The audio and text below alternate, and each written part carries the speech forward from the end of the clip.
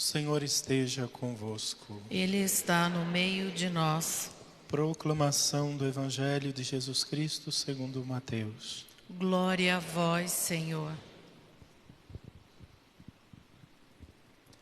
Naquele tempo, Jesus chamou os 12 discípulos e deu-lhes poder para expulsarem os espíritos maus e para curarem todo tipo de doença e enfermidade. Estes são os nomes dos 12 apóstolos. Primeiro, Simão, chamado Pedro, e André, seu irmão. Tiago, filho de Zebedeu, e seu irmão João. Filipe e Bartolomeu. Tomé e Mateus, o cobrador de impostos. Tiago, filho de Alfeu, e Tadeu. Simão, o zelota, e Judas Iscariotes, que foi o traidor de Jesus. Jesus enviou estes 12 com as seguintes recomendações: não deveis ir onde moram os pagãos, nem entrar na cidade dos samaritanos, e diante as ovelhas perdidas da casa de Israel. Em vosso caminho anunciai: o reino dos céus está próximo. Palavra da salvação. Glória a vós, Senhor.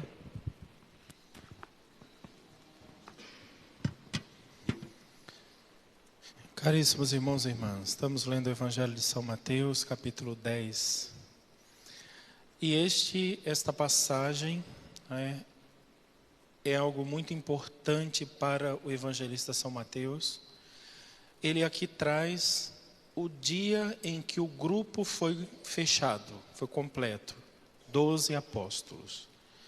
12 apóstolos porque Jesus estava fundando um novo povo, o povo verdadeiro, o povo definitivo, os 12 apóstolos, que é, na verdade, o cumprimento da profecia do Antigo Testamento. No Antigo Testamento, para fazer o povo de Deus, Deus escolheu 12 homens também. São os 12 filhos de Jacó. Dos 12 filhos de Jacó, fez 12 tribos. As 12 tribos era o povo de Deus, até a época de Jesus. Em Jesus, a escolha dos 12 apóstolos abriu, de uma forma extraordinária, o poderio de Deus, ou o domínio de Deus sobre as nações. Agora, ele não tem apenas um povo seleto, uma raça nascida do sangue de Abraão. Agora ele tem todos os povos da terra. Mas para que esse povo seja de Deus, esse povo tem que escolher Deus. Os 12 apóstolos foram escolhidos, mas agora para fazer parte da igreja desses 12, você precisa escolher, você precisa decidir, você precisa querer. E é interessante que Jesus dá aos 12 apóstolos a mesma missão que ele tem.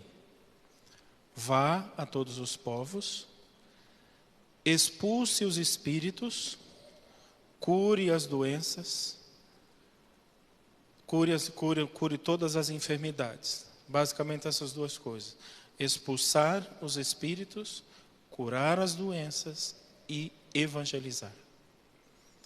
E os apóstolos saíram fazendo exatamente isso. Eles expulsavam demônios, eles curavam pessoas, eles evangelizavam, eles anunciavam o evangelho. Mas essa missão dos apóstolos é a missão de todos nós também. Para algumas pessoas na igreja, Deus deu poderes especiais e eles são capazes de fazer exatamente isso. Por exemplo, Santa Isabel da Hungria, aquela jovem senhora que está ali, que é rainha, ela tinha esse dom. Ela passava pelos enfermos, ela levava sempre comida, pão, alimento para eles, mas às vezes a pessoa estava doente de cama, ela sentava perto da pessoa, colocava a mão na cabeça da pessoa, rezava uma Ave Maria, a pessoa levantava curadinha, ponto, e ia embora. Ela, diante de alguns endemoniados, ela ia passando, a pessoa, o povo dizia: majestade, a pessoa está aqui oprimida pelo demônio. Ela só passava lá e dizia: sai, e ia embora, e pronto, saiu o demônio. Ela tinha esses poderes. Nós não temos. Nós não temos, mas temos que cumprir a mesma missão. Como é que nós expulsamos um demônio, por exemplo?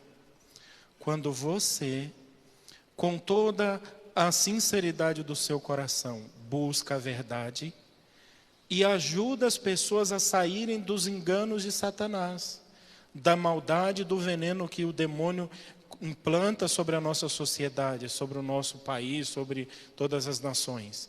Quando você enxerga a verdade de Cristo e fala a verdade de Cristo e ensina as pessoas a verdade de Cristo, elas saem do domínio de Satanás e começam a servir a Cristo. Então você pode expulsar os demônios quando você buscar de todo o seu coração a verdade e ensinar a verdade aos outros. Você pode curar as pessoas. Tem gente que tem dom especial de Deus. Deus fez ele médico.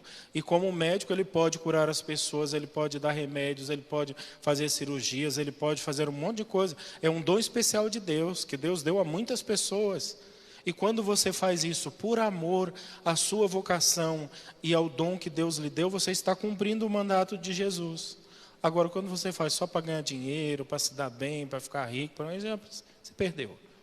Mas você também pode curar pessoas quando você ajuda uma pessoa doente, quando você leva no hospital, quando você faz alguma coisa por ela, dá um dinheiro para ela fazer um exame. E tem um monte de coisa, tem um monte de forma, né? Faz um chá, tem muita gente que sabe fazer chá, fazer uma coisa, dá para curar. Você pode fazer isso também.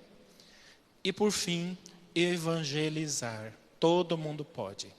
Você pode ensinar seus filhos as coisas de Deus, você pode ensinar os seus amigos as coisas de Deus, aos seus funcionários, as pessoas onde você mora, onde você habita, você pode pregar o Evangelho, você pode ensinar.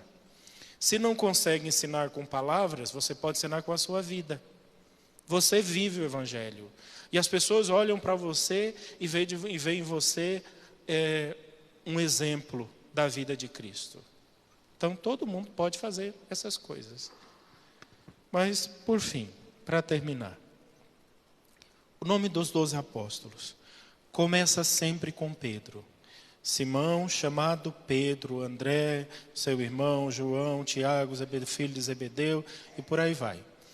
Lá no final, em todas as listas que aparecem no Evangelho de Mateus, de Marcos, de Lucas, no final aparece sempre Judas. Ele é o último. E ele é definido sempre assim: aquele que traiu Jesus, o traidor de Jesus. Quando você se apresentar diante de Deus, como é que você vai ser definido? Aquele que amou Jesus, aquele que amou o céu, ou aquele que amou tanto o mundo que traiu Jesus? Amar tanto o mundo, as coisas do mundo, é a mesma coisa que trair Jesus. Até porque nós fomos feitos para o céu, a nossa casa é o céu, o nosso destino é o céu. E se a sua vida não é orientada para Deus, mas é orientada só para o seu bel prazer, para as suas coisas, para os seus sonhos, para os seus projetos, para os seus desejos, até Deus você usa para fazer a sua vontade. Se você amou tanto o mundo, você vai acabar desprezando Deus. E no final, você vai ser definido do mesmo jeito que Judas. Na lista, quando aparecer seu nome, vai estar lá: o seu nome, aquele que traiu Jesus, que amou tanto o mundo que se esqueceu de Deus.